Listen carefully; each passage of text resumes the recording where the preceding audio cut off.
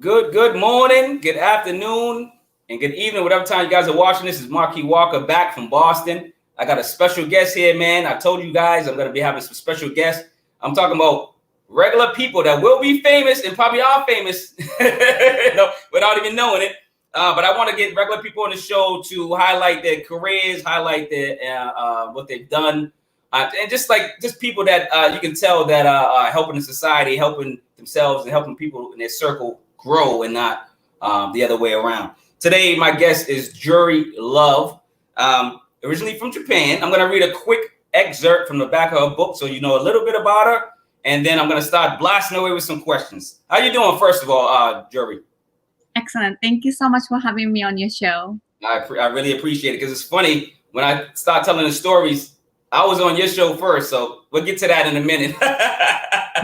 So Juri Love is a true survivor. She grew up in a small town in Japan where she faced child sexual abuse, domestic violence, bullying, as a teen, homelessness. Despite the adversity, she has overcome many obstacles, including depression, suicide thoughts, and PTSD. She came to America after winning a scholarship to attend the world-renowned Berklee College of Music. Upon graduation, Juri created a nonprofit to help juvenile offenders learn music. This is great, man. She's a recipient of the Heroes Among Us Award from the Boston Celtics, Beantown, Boston. In addition to being a musician, journalist, model, actor, and single mother of two beautiful children, among many other roles. And you do have some beautiful children. And you're great moms. I see that you're great moms. How are you doing all this stuff I just named, and being a great parent as well? Because I see your kids are loving you. They're running around and so happy. I love it. Thank you. So we met in the turmoil of the conditions of the epidemic. I think did we meet in March or April? Do you remember? No idea. I know it was in the beginning, because I was just as scared as you was about COVID-19. And I don't know if we met online because we were supporting each other's chats or something, whatever it was. But we started a conversation. We started talking on the phone. We started talking about business. And I learned a lot about you that day that interested me for more conversation, and then vice versa. So we kind of kept being friends and talking and learning about business. You would teach me about owning land. I was teaching you about other things that I do. And we were just feeding off each other. And we were kind of like getting through the epidemic together, in a sense, because like everyone was scared. You kind of relaxed my anxiety, let's put it that way. And then hopefully I did the same for you, because like we just had regular conversation. You seem like, a down-to-earth person, and but full of ambition, and I love that. And I'm really attracted to people with ambition, goals, and drive. And you're that person all in one. So do you remember when do you remember any of that? Yes, definitely. So I think you were helping me to connect with one of your colleagues, and then about the financial advice, and then how to knock down some debt, and just your YouTube channel. And I interviewed you too for my podcast, Now or Never, and you came on the show, and then you shared your Now or Never moment, and then your YouTube channel. You do a wonderful job reviewing hip hop artists, and then like you end up writing a review with my artist that I love, King Mono, and his song. So that was very nice of you. So I remember talking to your colleague about some of the tips about like financial advice, and that was very helpful. I remember like talking to your colleague when I was in the middle of pandemic, when Boston was completely like a ghost town, and then I was doing Uber Eats. I think I was the only few. Were you still doing Uber though? Or were you doing Uber Eats? Was you taking passengers still? No. During the pandemic, now I'm doing regular Uber and Lyft, but okay. During the pandemic, I was only doing Uber Eats in Boston. And I remember talking to your colleague when I was driving on a speakerphone, and he was very helpful. So yeah, thank you for introducing Carlos. I think so. No, it was great. Like I'm telling you, you got me through some tough times, because like you got a I guess a mysterious disease or whatever you want to call it, and it's just something that no one was, no one knew nothing about. There was, different rumors. There was 5G rumors. There was all type of stuff going on that we were so confused about what was going on. And I think you relaxed my soul, man. And I still remember that. I really appreciate you for calming me down, because I was really, I didn't know what to do. And I'm pretty sure everybody felt that way. And I know they probably had people to lean on too. So you were like one of my crutches at the time. didn't know that. You never told me until today.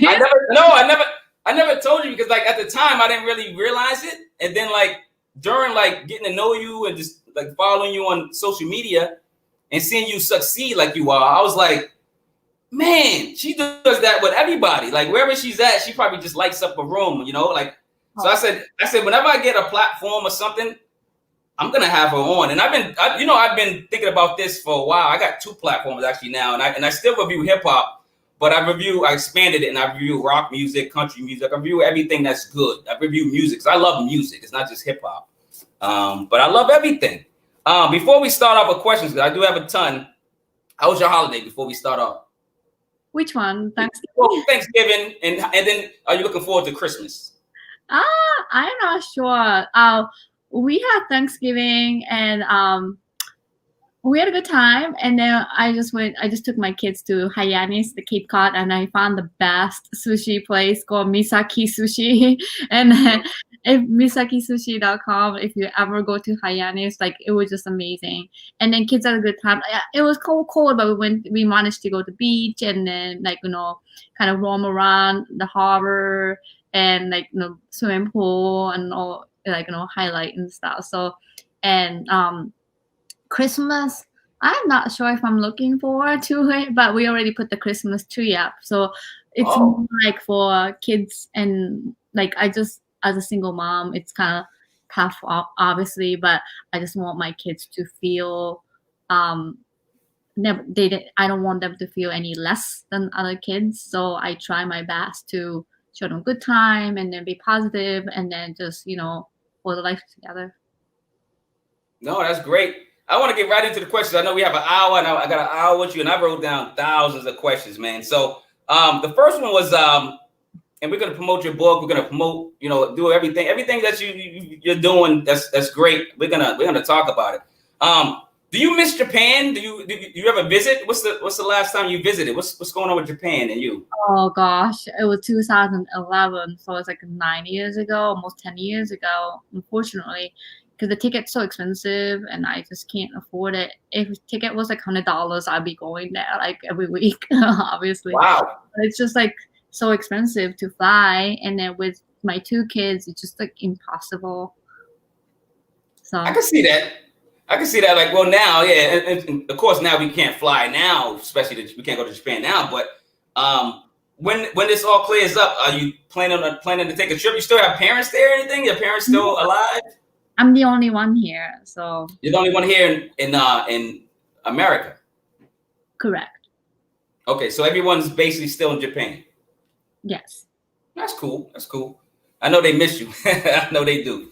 So you won a scholarship at Berkeley of College of Music. How'd you go about doing that? Like, did you submit something? Was it online back then, or was it like something? There was no internet. Right? The mail probably.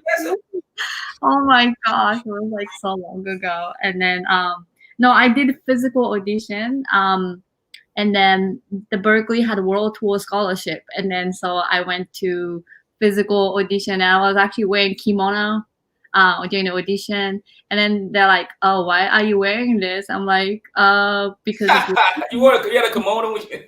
Well, that was what you was wearing, right? That's what you wore. No, I wanted judge, whoever to remember me, and then they're like, "I went to the festival after." I'm like, "No, I wore this for this." And I'm like, "Oh, you're gonna be fine at Berkeley." So basically, I got scholarship to come to Berkeley, and then I was a little bit before the scholarship story. I was actually homeless, so I was working my ass off. I don't know if I could say that word, but you can. Okay. Well, I mean, was you working your ass off? I say it too. In Japan as well, or when you got here, was that the? That's funny. Was that the case? So market, yeah. So basically, I've saved about like 30 grand, like when I was like 19, 20. Like 30 grand? yeah. Um. Wow, at 19. Wow, that's impressive. Well, like I didn't spend anything on fancy stuff like other girls or like anybody. Like I was just like wearing basic stuff and then Mhm. just saving money, eating at my work, and then whatever, and just like paying cheap rent and saved everything. And then I came here. I got a partial scholarship, and I came here. And ever since Wow. I'm in Massachusetts.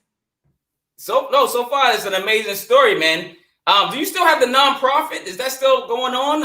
Did you move on to No, that? Did you pass it on like a torch? What happened with the nonprofit that you opened up for the? no, unfortunately, I closed a nonprofit a few years ago, but I ran for 12 good years, and then as a president and founder. So I founded when I was 26 years old. So um, Wow. it's really Wow. it's really difficult. That I actually made a YouTube about like how to start a nonprofit and how to close nonprofit, because when you have an idea to start a nonprofit, nobody tells you how to close a nonprofit. So I actually made a YouTube video about it, because closing nonprofit had some serious legal process going to the court, and then putting the legal notice and the hearings and all that stuff, which I didn't know. But I really read like good 12 years. We definitely changed some lives, and then I met amazing people, which I talked about in my book too. Oh, that's great. Now, I asked you earlier. I don't know if you picked it up, but with with all the things that you're doing currently, with the with the music, the parenting, the journalist, the model, the actor. How do you balance all these with the two kids? And then you're doing Uber and Lyft, so that's kind of. I didn't know you still do that. I figured your schedule was packed with other things that was in your interests, but I so how Yeah. do you balance that? Give us a. So I don't sleep much, and then all my friends know that, and that gives me like What? 6 hours or so. So usually my golden hour of working, like my projects sometimes is after 9 p.m. after my kids go to bed, and then usually go to bed like 3, 4 in the morning, and I sleep like maybe 3, 4 hours average. So that's kind of how I get my stuff done. I know I can't swear. I'm sorry, but I was No, gonna. you can swear in this show. This is you can do whatever you want on this show. No, that's amazing. I want to get into like some acting questions. I got some book questions. I got some music questions. I'm gonna start off with the music because I met you through you being a journalist first, and then like, well, how did you get into journalism first, and then I go into music. Well, it's in my book actually. I have it right here. It's called A Gift from Adversity. And how I became a journalist is such a cool story that if people are interested in, you can buy A Gift from Adversity and then like read it. But basically, I was interviewed by one of the reporter for the Foxborough Reporter, which I work for now. And then he asked me after he interviewed me, after my son sang the national anthem at the Boston City Hall Plaza for Boston Green Festival. And we were on the front cover. And after that, he saw me like being kind of connected with a lot of people. And then he asked me if I know some newsworthy things in town. So I gave him 5 leads, and then 2 got published right away. And then he's like, And then I've never done. I've never, I'm from Japan. Like I don't speak perfect English, obviously, but he said you got to meet my boss. So I had no expectation. And I met his boss at the Sun Chronicle, Craig, and then we had about an hour conversation about Spotlight, which is a Hollywood movie. Rachel McAdams stars in it, and then it's a true story of 4 journalists from Boston Globe who investigated the Catholic priest child molestation case. Oh yeah. It became a Hollywood movie, and then I told him that how, as a victim of child sex abuse, that story in the movie was just so meaningful that they shed light to the truth as a journalist. So that's really powerful.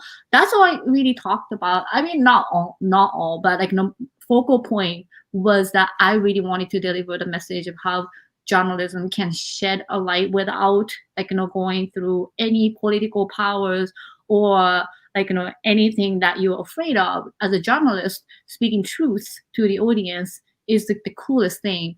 And then I mentioned that to him, and then apparently one of the character, which is this actual person at the Boston Globe, was really good friend of his, and I think he liked that I don't bullshit around. I don't I'm not afraid to tell the truth, whatever people power or whatever. I don't give F. Like I'm sorry.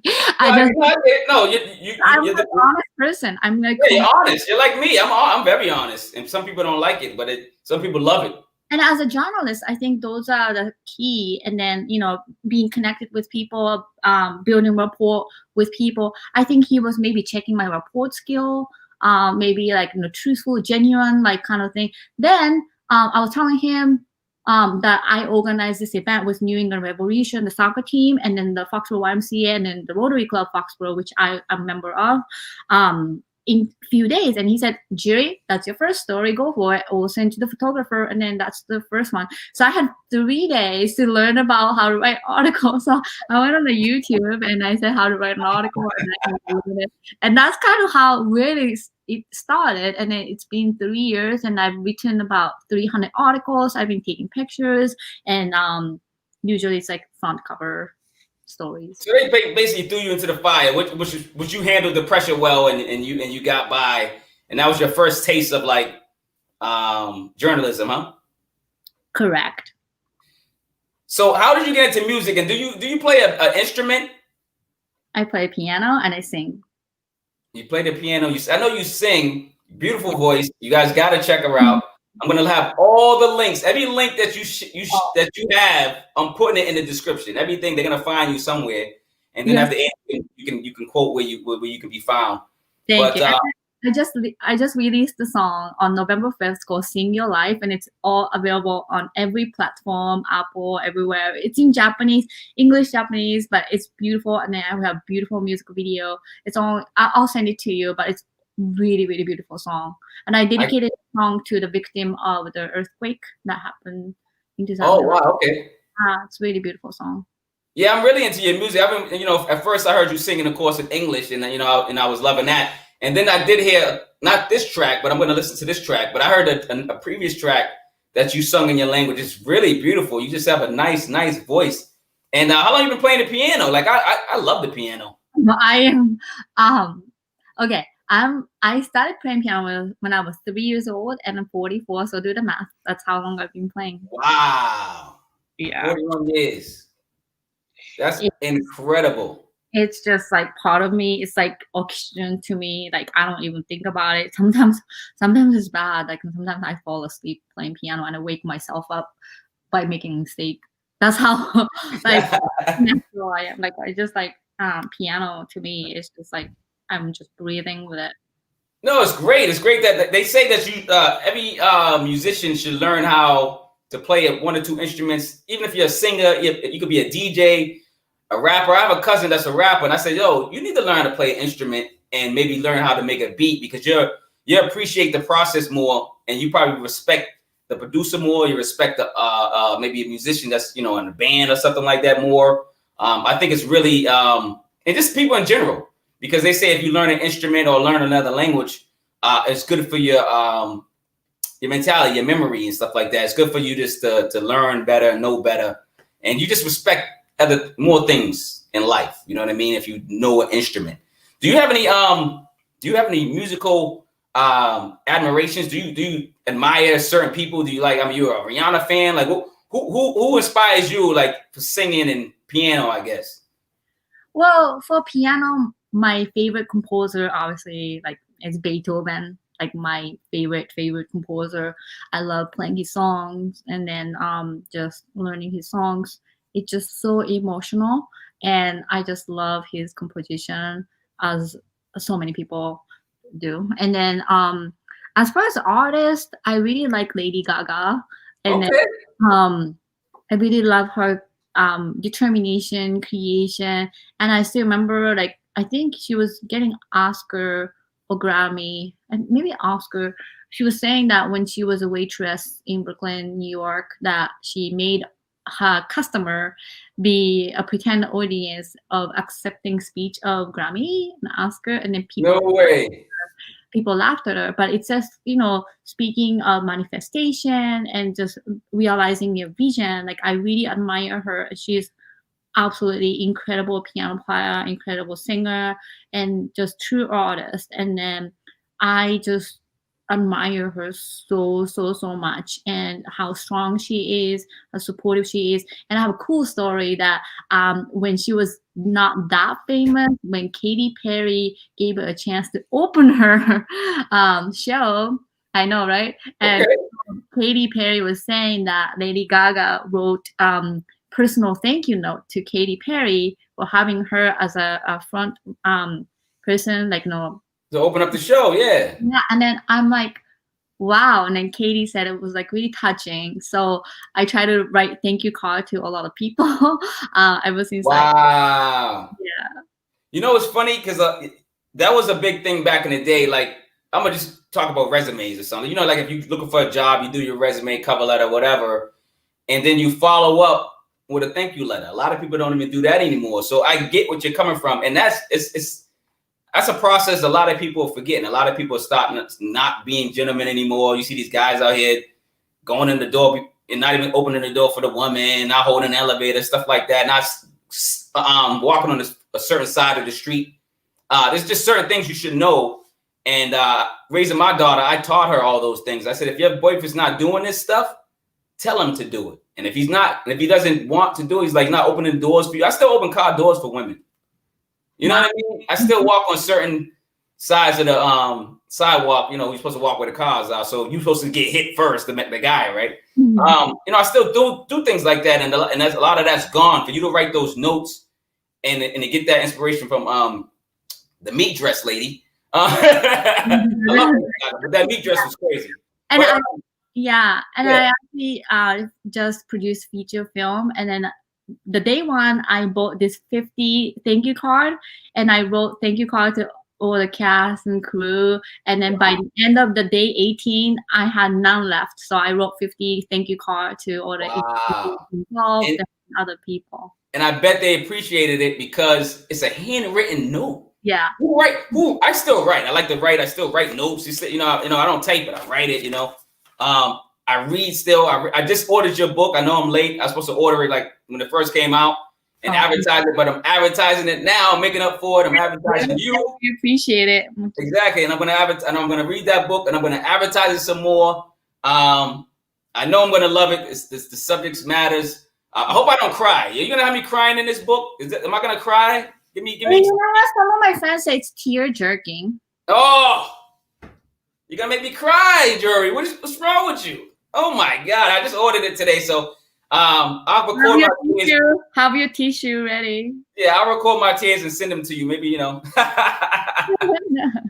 Now, did your parents or anybody in your family sing and do music? Was that the influence, or just people in general? Well, my mom is a rock singer and drummer growing up. She had a rock cafe, and then she had a band that she forced me to be in her rock band when I was 4, which I talked about it in my book as well for my performance when I was 4 years old and stuff. So she is a crazy musician.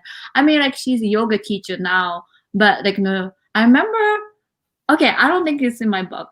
I remember when I was in high school, she had a band with university students at university festival, and he was playing the progress band called Yes. I don't know if you know the band called Yes, but she actually is a dressmaker too, and then she made this cape for the keyboard player, and then she had this ton of makeup, and then like sometimes she goes in the audience and then like runs around, and then like she was just like singing with this university student, and she had this dramatic entrance, and I remember like, what the hell is my mom? And like my mom is like so crazy about music, and I think at one point I quit music because like the pressure was so much, because she has so much expectation of me. She thought like I'm like gonna be famous musician or whatever, and then like, no, she thought I had a I had diamond like the. But anyways, Listen, you still have time, Juri. You still have time. And guess what? You might be a big star in someone else's heart. You might be a big star in your children's heart. Your children probably think you're the biggest star ever. And people like me, I admire you already. So come on. And the funny thing, I was gonna ask, one of the questions was have you performed on stage yet? And I guess you did it when you was young. Have you performed recently? Like not before COVID, I would say. Well, my biggest performance was the national tour with the Kate Pearson from the B-52s, and then Graham Parker, Bill Janovitz. I was on a national tour as a keyboard player and then singer. That was a long time ago, but like I had 2 keyboards and I was singing and I was performing in front of 1,000 people every night nationally. So I was touring and I got punched in LA too. Oh, wow. That's okay. But you know what? Talking about my mom. Yeah. So the side story. So I love swimming pool. And I love going to a hotel and then going to swimming pool. So I was talking. I remember I was talking to my mom when I was on tour, going to different cities and states, and then, Mom, this pool is amazing, and she quoted at me. She was like, "Juri, what are you doing? You are supposed to transparent your energy to your audience, and then focus on music." Yeah. I'm like, "Mom, I'm not on stage right now." She was mad at me that I'm focused on swimming pool. It's like you have to focus on stage performing and sending your energy, blah blah blah. So she's very, very tough. Now, was she living through you? Because a lot of parents live through their kids, and maybe she didn't get as big of a star as she thought she was going to be. Did she want you to be that big star? Or was that what's going on? I have no idea. Maybe. I think you never talked to her about it, huh? I don't know. I've never thought about that way.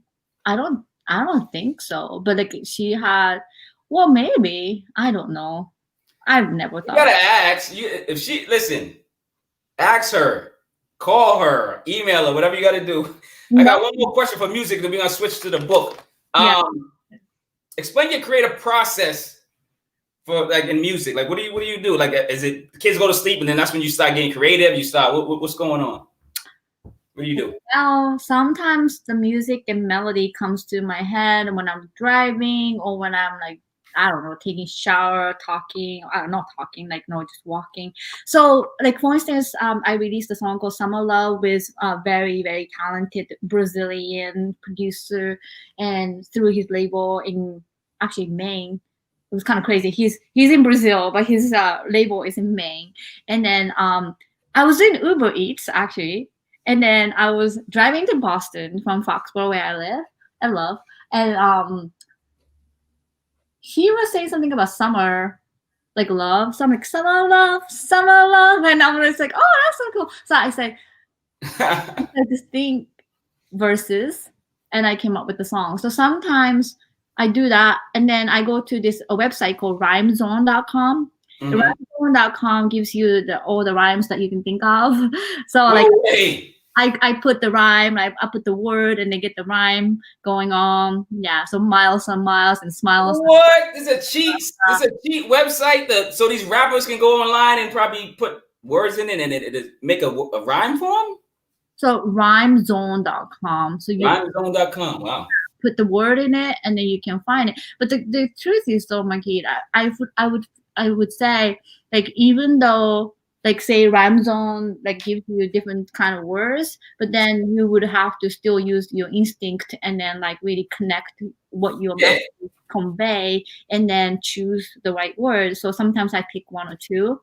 So all my songs are inspired of that. So my creative process, sometimes my producer sends me music, and then sometimes I get inspired. So right now I'm actually doing my feature film number 2 as a producer, and I was reading this beautiful, crazy, amazing, genuine, genius and absolutely awesome script by Rob Levinson.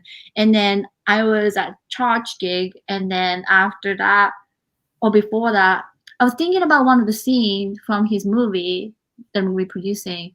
And I just like sat in front of the piano. I started to think about the scene. I started to play. And I just did 48-hour film project. And then when I saw the film, like, or script, like I just already have the music. And then sometimes when I do lyric writing or singing, it's more obviously complicated, that you have to think about, verse, chorus, or whatever bridge. And then but then when I kind of improvise through the piano, sometimes I get I'm working with this producer Harry Thomas from Connecticut, that he sends me this PSA, public service announcement video, that he wants me to compose, like 57 seconds of music, 29 seconds of music. And then I would just watch the video about Black Lives Matter, or COVID-19. And then I would just focus, and then just think about the melody. Yeah, you get something to come to you. Yeah, and I usually put I use M Audio, 88 keys M Audio, GarageBand, and I just usually start with a string, so a piano, and then I just add maybe flute or bass or cello. So I'm pretty good arranger too. So I can do note by note, but at this point, if it's just by myself, I'm just gonna compose. So for instance, I'm pretty good at improvising or composing, arranging. We were doing the 48-hour film project. I don't know if you know about 48-hour film project. You have to make short film in 48 hours. So you get assignment genre on Friday. You have to submit the film by Sunday, 7 p.m. And I had 20 people. This is August. And I had 20 people on my team, 20 wonderful, talented people on my team. And then we got nominated for a couple categories, which is including original song. And I won a Woman in 48 leader group. But anyways, so we were doing the Zoom on Sunday, and then it had to be 4 to 7 minutes film, but we short 30 seconds.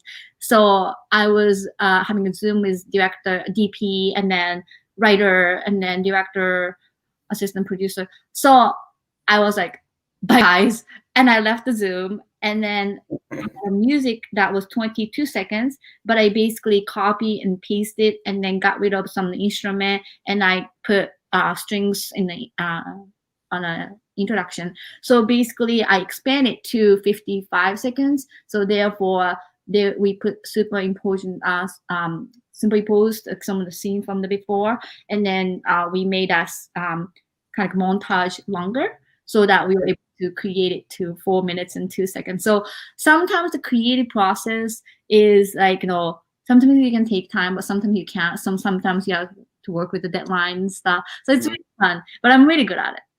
Well, you got me into now another subject, man. You did mention acting. I know you.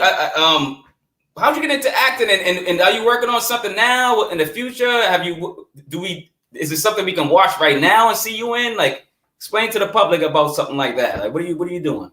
So Juri Love, JURILOVE.com has some of the video clip from my past. I've done the care.com, I've done Microsoft internal videos, and then I model a lot too. So I just recently modeled before the pandemic, Citizens Bank in Vermont for 3 days, and then I modeled for Google Pixel Buzz in New York, and then I've done ton of modeling since 17 in Tokyo, and I have a great agency, Model Club in Boston. So I've done Staples, Philips, big, and then my kids model too. But acting, I was always interested in, but not taking it too serious. But then I have had some acting opportunities. Say for instance, this before pandemic, I worked for Siemens Healthineers, and then I was a doctor, and I had a GoPro, and I have to kind of act and then film myself. It was kind of challenging.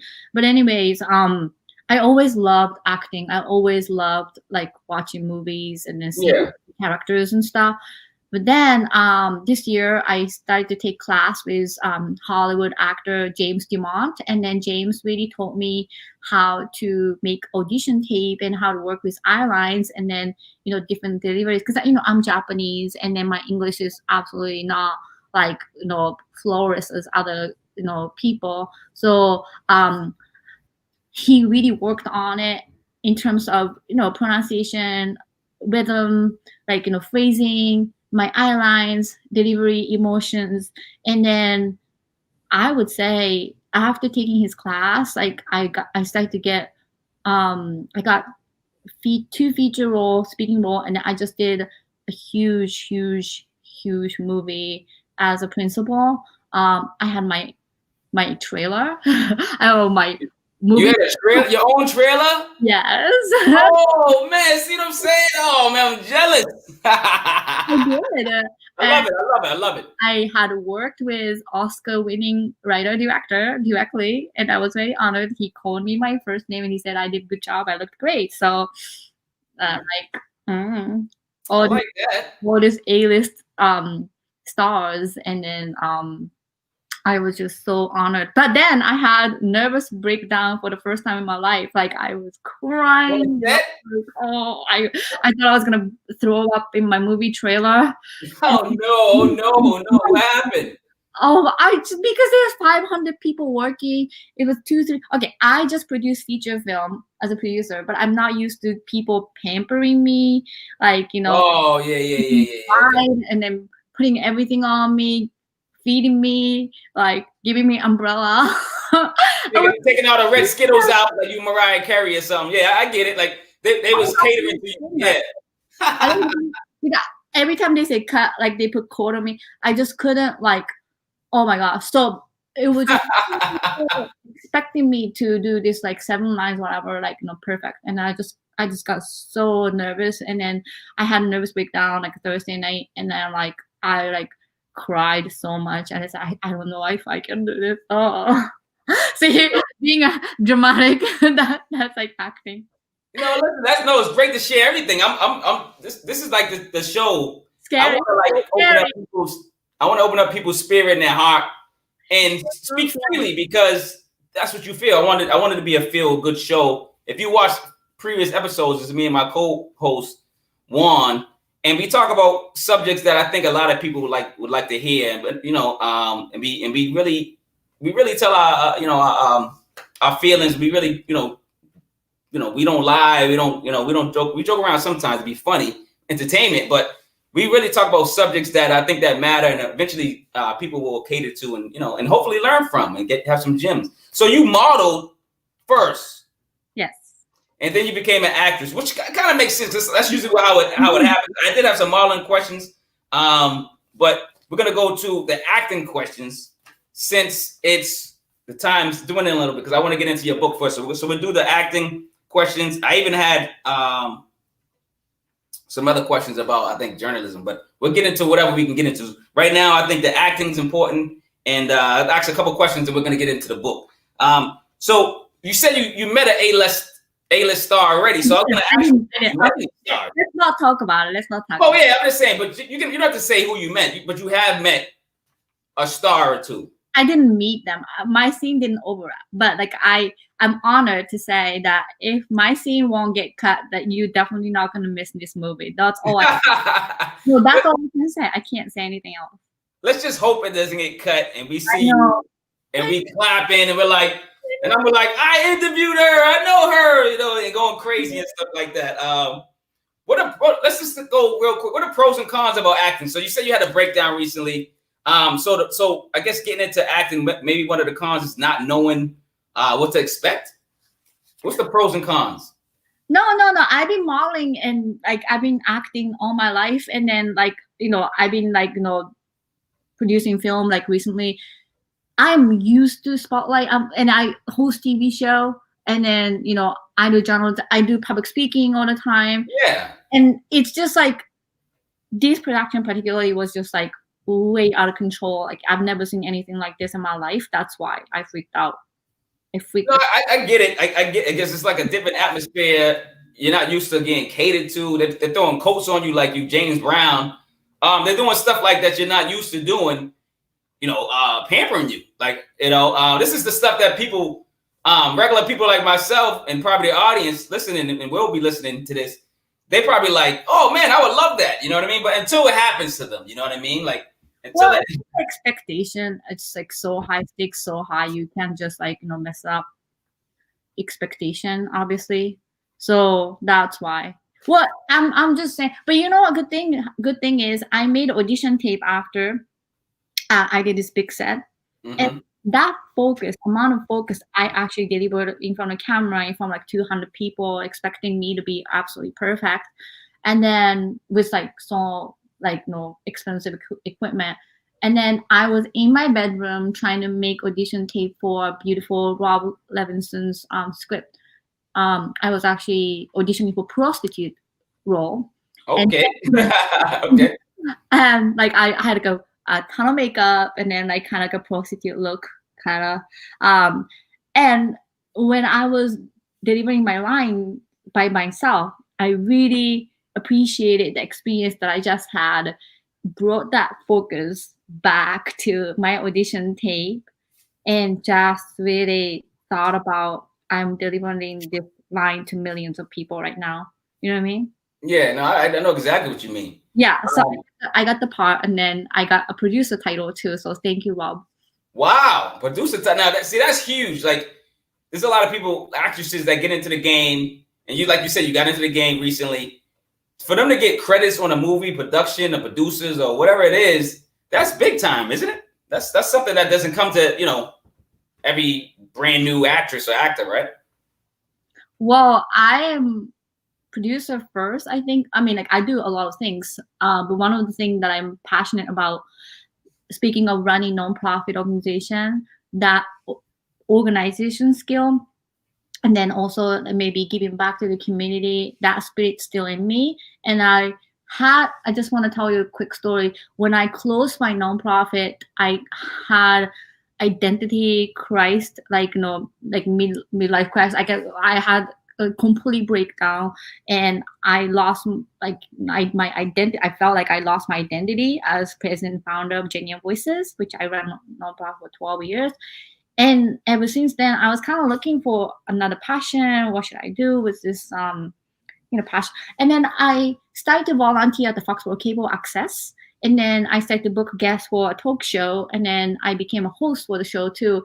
And then I started this production called Foxborough Youth Production, which we involved about 40 family members in Foxborough, and then we produced a youth program called What's Up, where kids do editing, reporting, directing, all aspects that we bring kids to different community activities and then interview. We even covered human trafficking summit, like cultural council, Foxborough Cultural Council event, like some fundraiser. So we actually made 40 episodes.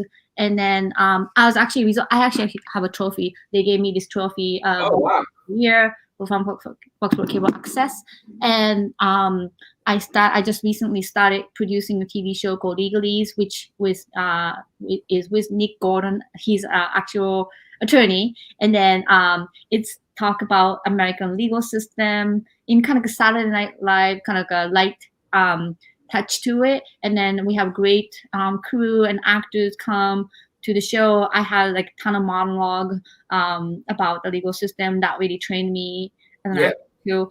And then so that's my TV shows that I'm producing as an executive producer.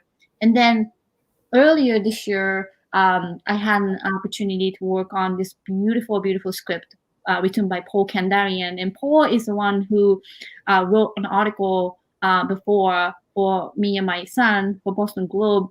And I was interviewing Paul, like I interviewed you on my podcast, but he came to the Foxborough Cable Access talk show, and then he was talking about switching career from journalist to an actor. He's an older actor, but he kind of late bloomer. He's killing it. He's amazing. And then he said he has his own script. So I said, can you send it to me? So he sent me 3 scripts of his movie, and then one called Sweet Wind was just extremely beautiful. So I said, can I please produce it? And I've never done short film producing, but then that was my first attempt, which we had 2 days of filming, and Foxborough Cable just helped a lot. We had wonderful DP Harrison, editor Josh.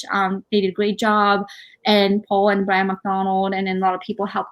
And then we finished, and I just submitted through filmfreeway.com to 6 major film festivals, including Aspen, Santa Barbara, like one in Japan, and then one in Florida in the United Kingdom. So those are like Academy qualifying festivals. So I'm waiting to hear back in like next year, February, March, April, and then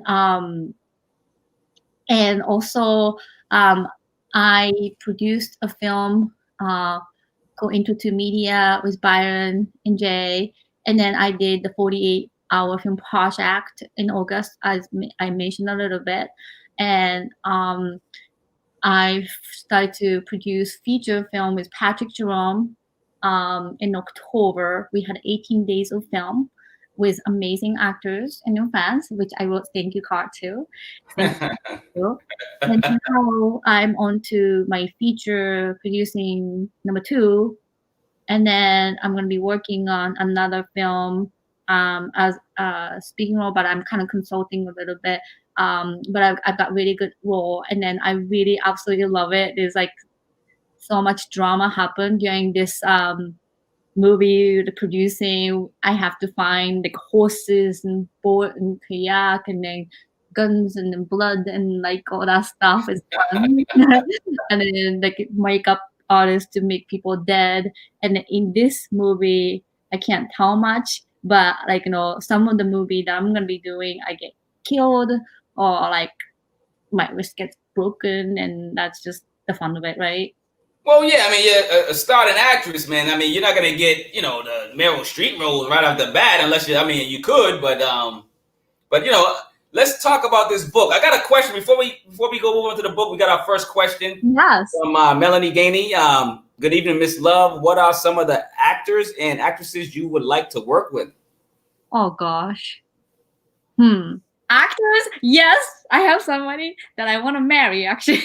Oh Lord, you want to marry? Oh my God, I didn't work with marry. Oh my God, girl. Gosh, his name is Josh Holloway. Josh Holloway is, oh my gosh, if I had seen with him, I would just faint, and I'm just gonna break on my lines. Josh Holloway was in Lost, and like I think everybody has crushed on Josh. But I just don't know why he didn't choose me as his wife, and I'm just upset. I would be too, man. I mean, he's missing out. I don't know what's going on. He's missing out on a beautiful young lady, a model, an actress, an author, a mother of 2 beautiful children. He's missing out on a journalist. Everything in the book. Let's get to the book, man, though, because I know you got too much time. Let's get to the book. Thank you for the question. Thank you for the question. I really appreciate the question. Oh yeah, thank you, Melanie. So what's your writing process? This is your first book, right? So What's your writing process? Did you blog first? Did you just go out and write? Do you write on paper, or do you like write on a computer and it just flows? Like what's your writing process? Well, I use Google Drive, and I highly recommend it because during the process of 5 years writing my book, my computer broke. Actually, my daughter was young and she poured water on my computer. It broke. And so, but luckily, my work was saved on Google Drive, so I didn't have to lose it. It's about 13,000 words. It's not that long, but it is absolutely emotional book, and it's about my life. And then I just do a lot of like motivational speech. And I get invited, like, luckily, like, I'm very humbled. Like, I've done a lot of conference speech, motivational speech, and everybody asks me, like, Juri, do you have book? Do you have book? Do you have book? I'm like, oh, no, I don't. So I'm like, maybe I should write a book. So a lot of people told me that. So I started, like, writing, but then, like, I had, like writer's mental block, and I just put it aside so many times. And then I met one of my friends. So basically, I have chapters that I wrote, and then I kind of like inserted in the contents in chapter. So I have a prologue, and then I have epilogue, which I knew what I wanted to say in those. Yeah. And then I have the chapters, but I didn't want to start with my trauma or like abuse first. I wanted to start with something completely different. So my book actually starts in Israel.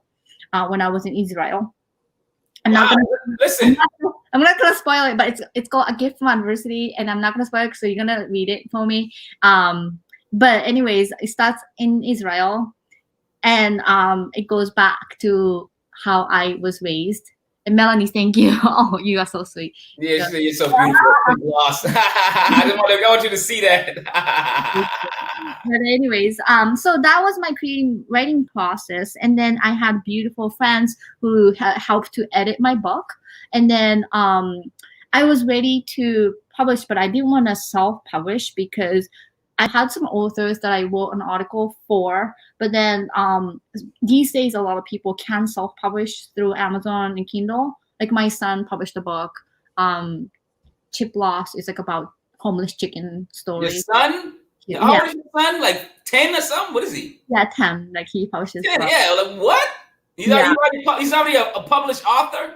Yeah, he like a couple years ago. But the point is, like, a couple years ago, when he was like 2, huh? But the point is though, like, as a journalist, like I've written articles about the authors. I'm a feature correspondent. But then, unfortunately, if you're self-published, that we're not allowed to write feature stories because there's so many people who can do that. So I knew that. So I didn't want to self-publish because it's a credential, it's a credibility. So I wanted to find a publisher. And then wait, can you break that down? Because I'm writing a book. I'm actually writing 3 books at the same time. But what? So it's not good to self-publish? Like, wouldn't you make more money if you self-publish? Like, or just you won't have the backing? It's like having being an artist and not having a record company behind you. Is that what you're explaining? Well, kind of in a way though. You can obviously publish, like self-publish. There are a lot of platforms nowadays, and you can do that.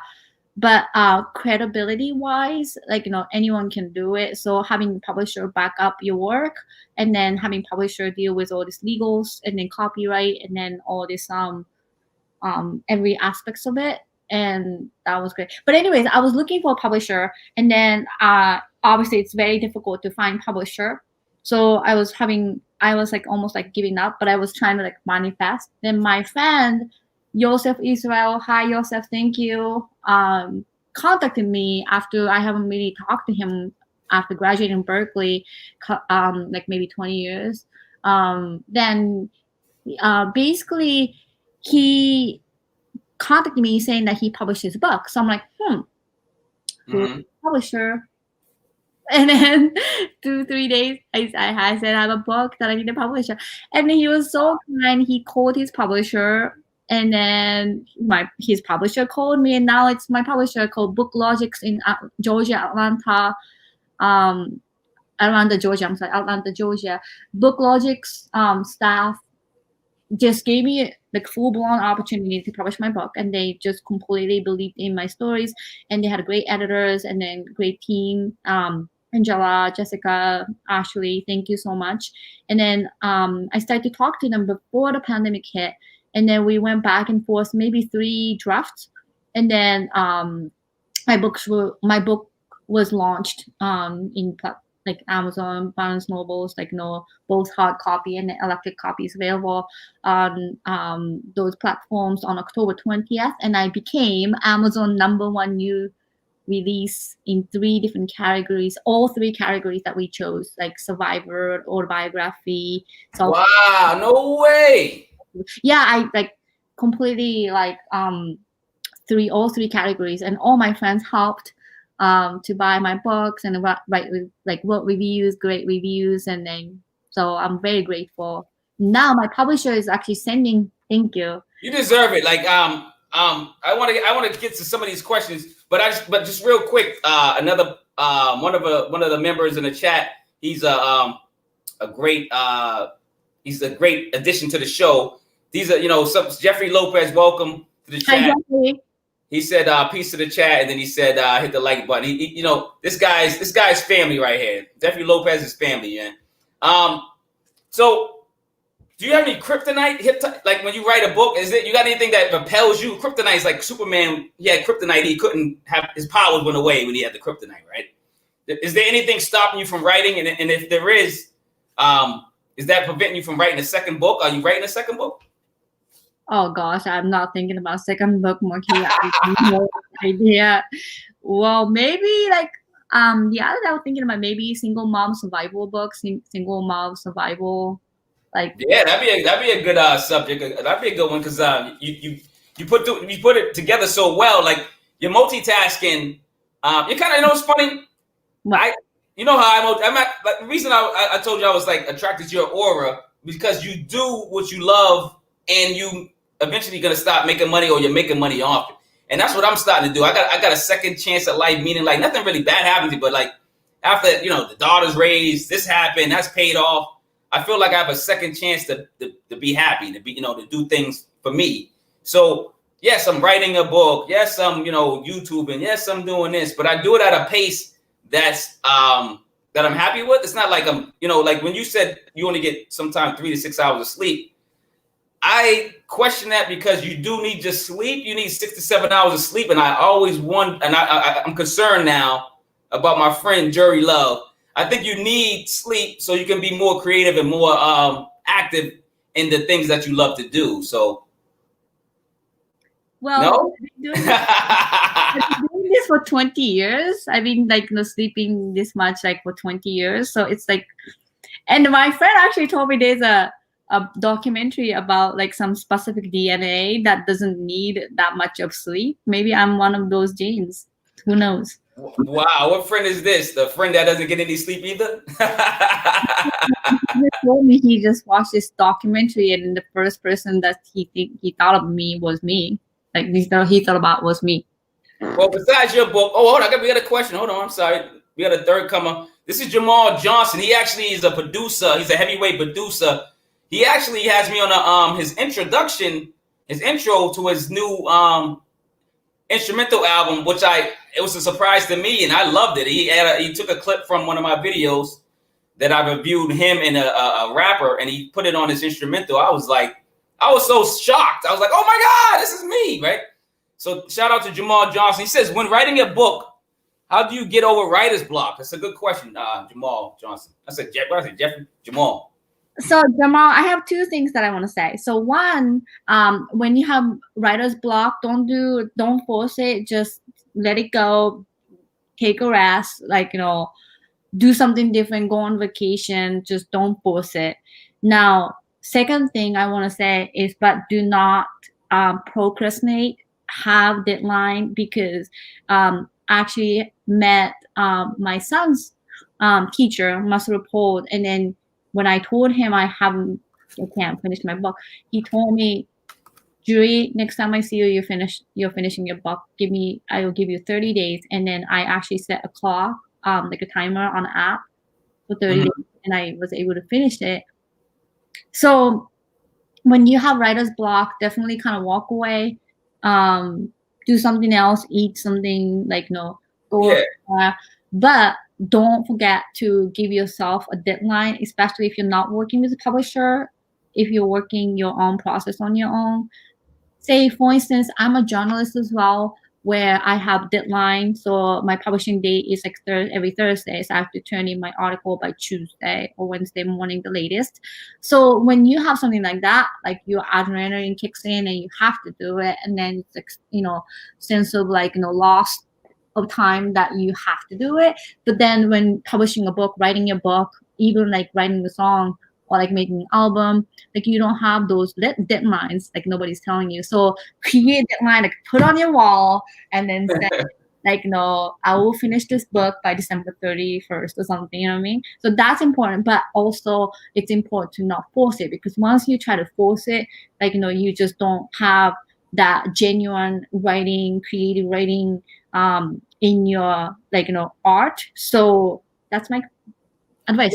No, great question, Jamal Johnson. I appreciate him, and I'm shouting you out for go listen to Jamal Johnson's album. I wish I had. I didn't know he was gonna be in the chat. I forget the title of it. Put the title if you're still here, and I'll put it on the screen. I know it's getting down to the time limit of an hour, but I want to maybe give you ask for a couple more minutes, because I had a couple more questions, and you're a very interesting person. Like it's the stuff that you say when you answer the question. I got questions on those things you say, so I never get to the questions that I have written down. Besides your book, what other authors or other books do you recommend people to to read? Maybe that do you have any great authors you love? Any ones you can think of? Any books that you could recommend besides yours, of course? Yeah, thank you. I just read I forgot the author's name. Third Door. That was really good. Third Door. I think I don't want to say wrong. Like Third Door is the title, but it was really good book. Banayan, I think the last name was Alex. But anyways, so that was really good. I think that was the recent book that I really. So it's called Third Door. That was really good. Oh, it's still. Yeah, I love to read. Do you Alex read? Banayan. Sorry, but Alex Banayan. It's Alex Banayan. Okay, you give me the okay. Oh, he's giving me the title of his. I'm just gonna put this on the screen for a while. The title of the album is Leisure Activities. It's a great instrumental. If you want beats, you want some. It's not just beats. It's not hip hop beat. A lot of it's like you might think it's just hip hop beats. These beats are like multicultural. Oh wow! Look him up on Instagram, Jamal Johnson, or just listen to this album called Leisure Activity. You're gonna go, wow, this guy's. And guess what? He just started producing. I think this year during the epidemic, and he's great. He sounds like a veteran producer. Jamal, hit me up. I want to be on your album. Yeah, yo, Jamal Johnson, man. See, look at the connection. See, this is what I like to do: connect people. I don't want no money for it. I just want to connect people. Why not? Earlier, you were saying something about writing stuff down. What? This is the reason I have this. It reminds. I usually this comes off, and I put it when you first come in my door. This is what I see. It reminds me of what I love, what I want to do, maybe what I need to do. Need to do when I want to do it. Not need to do it like I got to go to work 9 to 5. These are things that I love to do. These are things that I'm passionate about. These are things I teach for free if I have to. You know what I mean? And I see the stock, and I love talking about stocks. I love. Listen, we can do 18 hours. I know we can do 18 hours. I'm gonna have to finish this off with the last. Listen, I had 400 questions, lady. I had so many. We can do this again. This will be part 1, and we'll have you on again. But let me give you the last 2 questions, and then we can like I said, I'm respectful for people's time. I usually try to keep this show to an hour some change. My fans know this show is about an hour and some change. My other show, we go bananas. We go on for hours. It just depends if we want to quit. Because sometimes things are just so interesting, you just kind of, but I want to have some structure. I want to have a structured show, and then I want to have like a show I can just freestyle, right?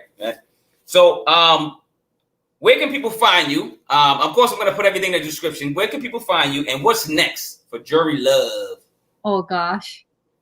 JuriLove.com. Instagram at Juri Panda, like Panda Bear, Juri Panda. I post random stuff, my singing, piano, movie making. Oh my gosh, thank you. JuriLove.com. Yeah, I already had it up. I had it just the second time I put it up. But yes, Facebook, I'm going to have all that in the description. So yeah, Facebook, Juri Ify Love, Juri Ify Love. Like, yeah, so any platform I'm available. Email juripanda@gmail.com. I'm pretty available. I like replying people. Yeah, so what I'm gonna have you do is I know I got some of that information, but like if you could just when we get off this, just give me the full details of everything, how they can connect with you in various ways and connections. And I'm gonna put it once this loads and everything, and then I have to edit it in the description. I'll put all your contact information so everybody gets people like Jamal Johnson can contact you, so you can sing on one of his tracks or something. You know what I mean? So this is what I want to do this for. This is the community. This is a community platform. Anybody can join. Today, no, only because I want to interview you. It's a solo thing. I want people to get to know you, and then eventually they can connect with you. And then eventually, next time you're on, maybe you'll be on with other people. Maybe my co-host will be here. Or I got various co-hosts. So the main co-host is Juan, aka Big Sexy. You got to see him. He calls himself Big Sexy. He's hilarious. I love the guy. Great friend, over 25 years type of stuff. But we have so much fun on this podcast. And he's at work. So I told him, hey, man, I got a spontaneous guest. And that's what this is for. So like, say somebody like Jamal Johnson or Jeffrey Lopez or Melanie Gainey wants to come on and promote something, they can come on and promote something. They want 10 minutes, 15 minutes, an hour. I'm going to give them that, and then I'm going to, fill the show up with something else, a topic or something like that. And then what we do on this show, Jury, we have subjects. So sometimes when the guests come on, they talk about the subject a little bit, and then they promote or whatever that is. Because you be selling incense. I don't care what you're selling. I want to encourage people to come on this show to become independently wealthy, to develop wealth for their family. I just want to teach. I want to learn. I want to, grow with the world. You know what I mean? I think this is a platform that we can start doing that with. So I'm glad you're here. I'm happy you came on. I'm pretty sure everyone learned something new from you. You're a very inquisitive and very exciting person to talk to. I don't know what else to say. Like you're so interesting. Every time you talk, I'm like, I got another question. I'm writing it down like, ah, damn, I got too many. I can't get to this. 1 hour is not enough. You know that. But yeah, whatever else you want to say to the people, then we'll get off of this. And I want to thank the chat, Jeffrey, Melanie, I'm sorry, and Jamal Johnson. She gets mad because I confuse her name with one of my managers at work, and I'd be like, "Oops, sorry." But so she's like a regular guest on the show. But yeah, I want to thank everybody, and I want to thank you considerably for being on my platform. And this is big for me, and it's a blessing. This is awesome. Okay, thank you so much for having me. So the last question that you asked about what's next for me. Oh yeah. Did you answer? I'm sorry.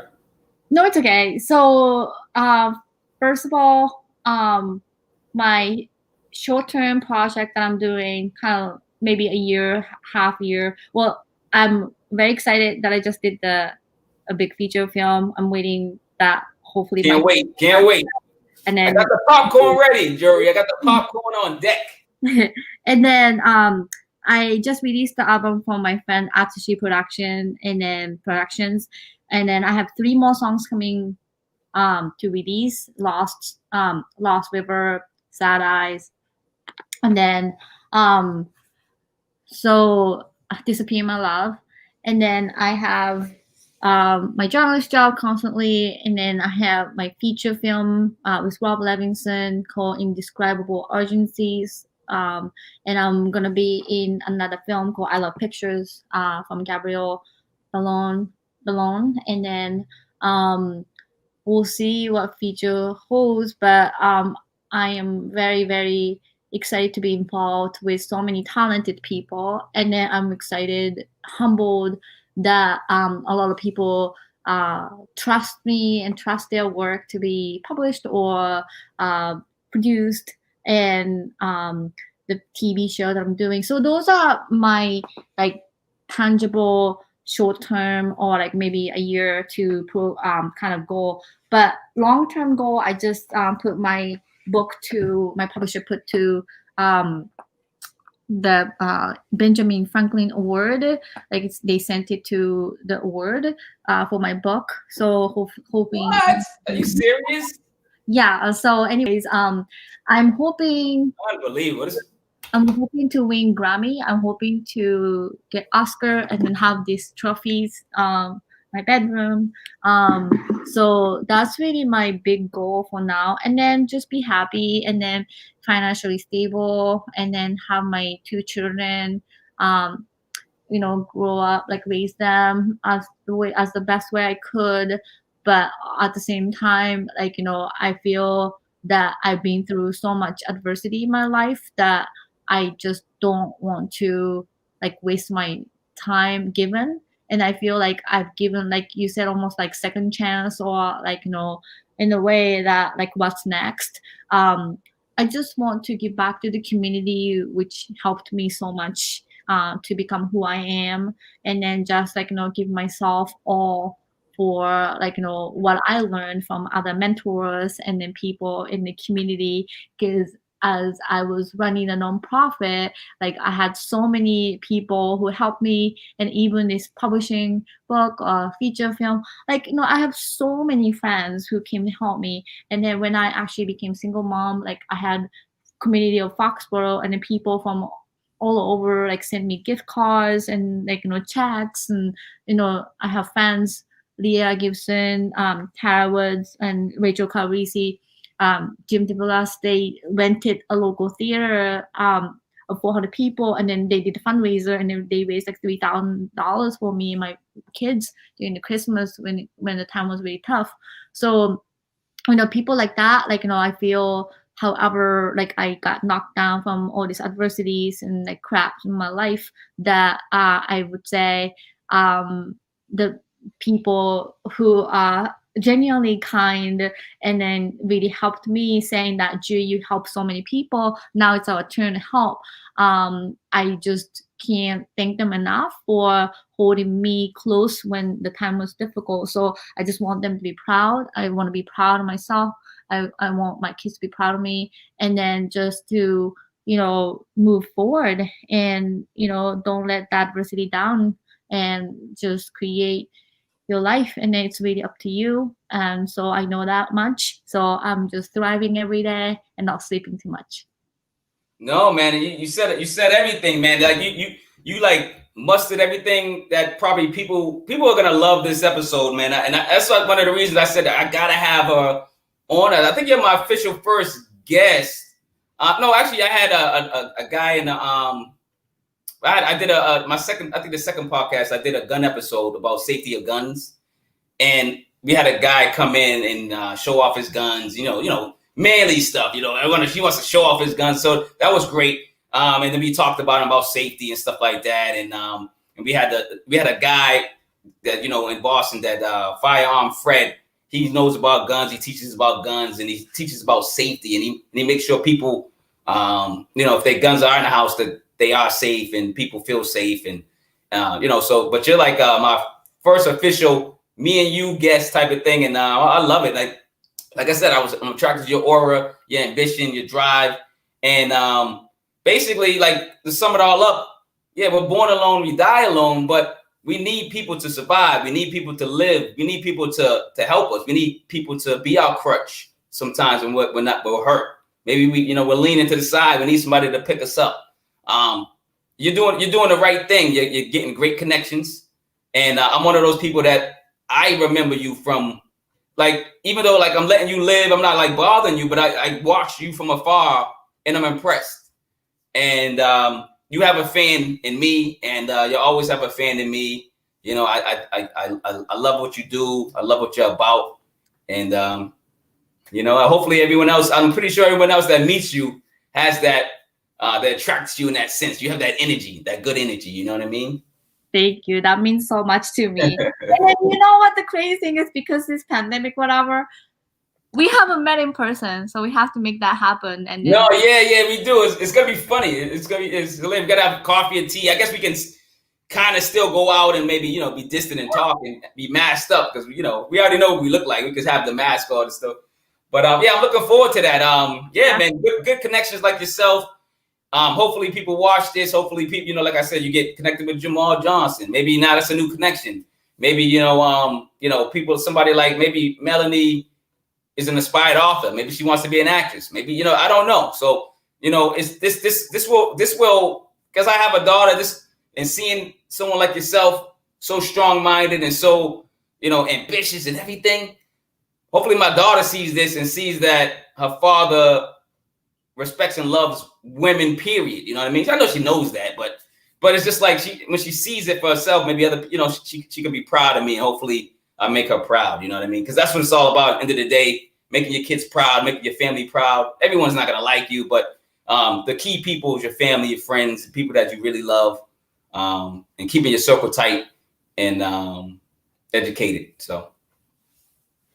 Wonderful. Well, thank you so much again for having me on your show. This was so wonderful. And then thank you. No, I'm gonna thank you like crazy. Like I said, I'm gonna put everything in the description. This is Juri Love. People, go to Jurii.com, JuriLove.com. To connect with her. She's on Instagram. She's on Twitter. She's on Facebook. She can be found. She's a singer. Do you dance? I'm gonna say dancer too. Not at all. I'm a good chef though. Oh, see! Oh, look at! She's everything. I'm a good trader too. Trainer too? Oh, what kind of trainer? No, trader. Stock trading. Oh, stock trade. Oh, that's right, you do. Because man, you was talking about stock a lot. See, like you'll be on that episode. When I talk about stock, I'll invite you to that episode. Maybe you can come on. Yeah, we have to do another episode about Yeah, stock. yeah. Come on for the stock. You can come on for the stuff. Stock and investment. Oh, I love it. I love investments, man. You know, so I'm about to start it now. I gotta stop. But this is Juri Love. She's an actor, a mother. She's an author, a musician, a journalist, a model. She's so beautiful in spirit, mind, physical, everything. Like I said, thank you again. This is Marquis Walker, and you are Juri Love. I just wanted you to say your name, but you know. Yeah. That's all right. You should be used to this by now. You're a journalist. But